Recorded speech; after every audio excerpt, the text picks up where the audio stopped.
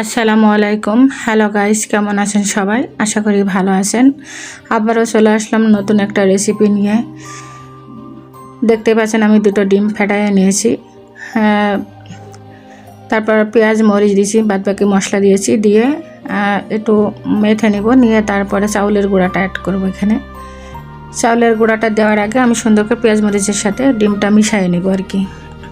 মিশানো হয়ে গেছে, এবারে চাউলের গুঁড়াটা অ্যাড করব আমি। চাউলের গুঁড়াটা দিয়ে সুন্দর করে মেখে নিব। এখানে হালকা একটু পানি অ্যাড করতে হবে, যাতে বেটারটা না ঘন না পাতলা হয়। সুন্দর একটা বেটার তৈরি করে নিতে হবে, যাতে পারফেক্ট একটা চাপড়ি পিঠা তৈরি হয়। চাপড়ি পিঠাটা খেতে অনেক স্বাদ, বাসায় আপনারা ট্রাই করেন। এটা অল্প খরচে অনেক সুস্বাদু একটা খাবার তৈরি হয়। আমার ভিডিওটা যদি ভালো লেগে থাকে অবশ্যই লাইক কমেন্ট শেয়ার দিয়ে পাশে থাকবেন। আমি অল্প একটু পানি অ্যাড করলাম। পানিটা দিয়ে সুন্দর করে একটা ব্যাটার তৈরি করে নেব। সুন্দর করে মেখে নিব, মেখে রেখে দিব। দিয়ে আমি চুলায় চলে যাব। আসলে পিঠাটা ঝাল ঝাল ভালো লাগে, মিষ্টির থেকে ঝালগুলা ভালো লাগে আর কি। কার কার ঝাল পিঠা পছন্দ অবশ্যই কমেন্টে জানাই যাবেন। আমার বাসায় আমার মেয়ে খুব ঝাল পিঠা পছন্দ করে, আমি মাঝে মধ্যে ওর বানাইয়ে দিই। চলে গেলাম চুলাতে, দেখতে পাচ্ছেন চুলায় দিয়ে দিয়েছি। অল্প একটু তেলের পরেই দিয়েছি। এই তেলে আমি দুটা তিনটা পিঠা ভেজে নেব। একবারে দিয়েছি তেলটা। এবারটা আমি ছোটো করে দিয়েছি, আপনারা চাইলে বড়ো করে দিতে পারেন। বড়ো করে দিলে উল্টাতে একটু ঝামেলা হয়, যেহেতু চাউলের গুঁড়া আর পেঁয়াজ আছে এর ভিতরে, ভেঙে যেতে পারে। তাই আমি ছোটো করে দিয়েছি। দেখতেই পাচ্ছেন উল্টাতে যে একটু ঝামেলা হচ্ছে। জোরে করে উল্টাতে গেলে তেল ছিটকে এসে গায়ে পড়তে পারে। এর আগে আমি একটা রেসিপি তৈরি করতে যে অলরেডি হাত পোড়াই ফেলছিলাম। যাই হোক, আপনারা একটু সাবধানে কাজগুলো করবেন, আমার মতন হাত পোড়াইয়েন না।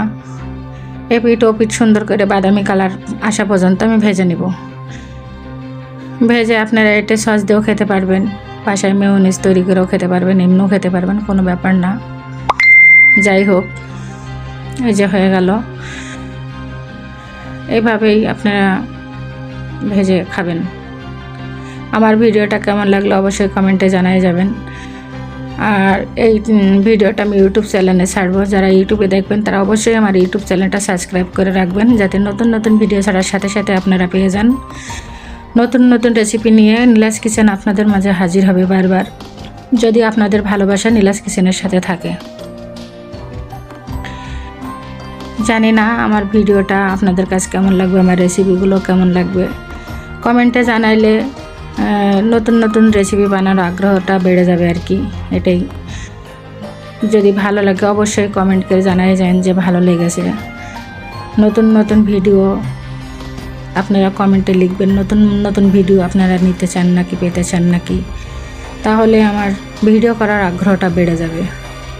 পেজে এবং ইউটিউব চ্যানেলে দুই জায়গাতেই আমার ভিডিওটা থাকবে, যার যেখানে খুশি সে সেখান থেকে দেখে নিতে পারেন।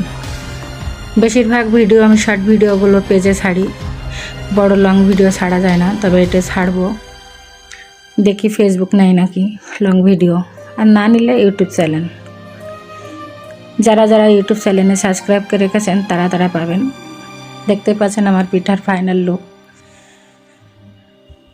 কত সুন্দর একটা কালার আসছে। আসসালামু আলাইকুম।